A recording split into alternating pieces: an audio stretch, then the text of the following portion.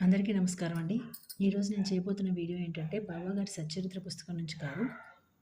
జనరల్‌గా ఒక టాపిక్ చేయబోతున్నాను. అదేంటంటే, యాంత్రిక జీవనము, అలాగే ఒత్తిళ్ళు. అవునండి. యాంత్రిక జీవనంగా ఇప్పుడు మనం చెప్పుకోవచ్చు. ఎందుకంటే, మనం ఉన్న లైఫ్ అసలు మనం లైఫ్ అని అందులో లైఫ్ అనేదే లేదు. ఏదో యాంత్రికంగా జీవిస్తున్నాం అంతే. ఆహ్, ఖాళీ దొరికితే మొబైల్ చూడడము, లేదంటే నేను కూడా అంతేనండి. నేనేమి ఎగ్జంప్షన్ కాదు. నేను కూడా అంతే. ఆహ్, ఎలా అయిపోయిందంటే బిజీ పీపుల్ అయిపోయారు. టెక్నాలజీ చుట్టూ, విజ్ఞానం అంటూ కంప్యూటర్ల చుట్టూ, అలాగే చదువులు కూడా అలాగే యాంత్రికంగానే తయారయ్యాయి. దానిలో కనీసం ఒక విలువలనేవి లేవు. ఎథిక్స్ కానీ, విలువలు కానీ ఏమీ లేవు. స్కూళ్ళ విషయానికొచ్చేసరికి విద్యా సంస్థలు అయిపోయాయి. అసలు విద్యని సంస్థలా చెప్పుకోకూడదు కదా! అలాగే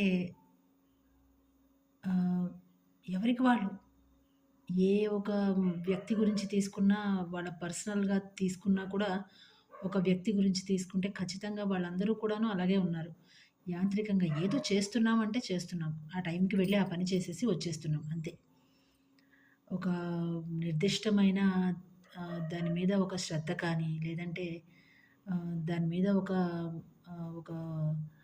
ఆహ్, మంచి భావన అలాంటివేవీ లేని ఒక యాంత్రికమైన జీవనం. ఏదో మార్నింగ్ లేచామంటే ఏదో టీ, కాఫీ తాగాము, లేదంటే బాక్స్ పెట్టేసి పిల్లల్ని పంపించేసాము, లేదంటే మనం కూడా బాక్స్ పెట్టుకొని ఆఫీస్‌కెళ్ళిపోయాము, లేదా స్కూల్‌కి, ఉద్యోగానికి వెళ్ళిపోయాము.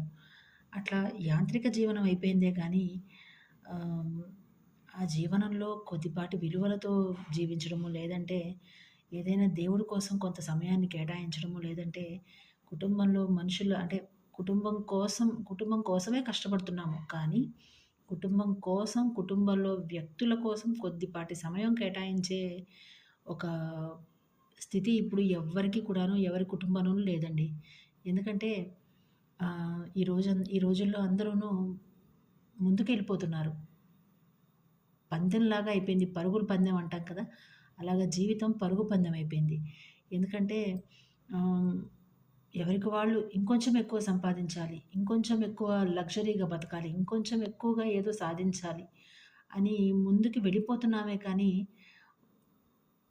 ఆ ముందుకు వెళ్ళిపోయే క్రమంలో మనల్ని మనం కోల్పోతున్నామండి. ఎందుకంటే భగవంతుడిని మర్చిపోతున్నాం.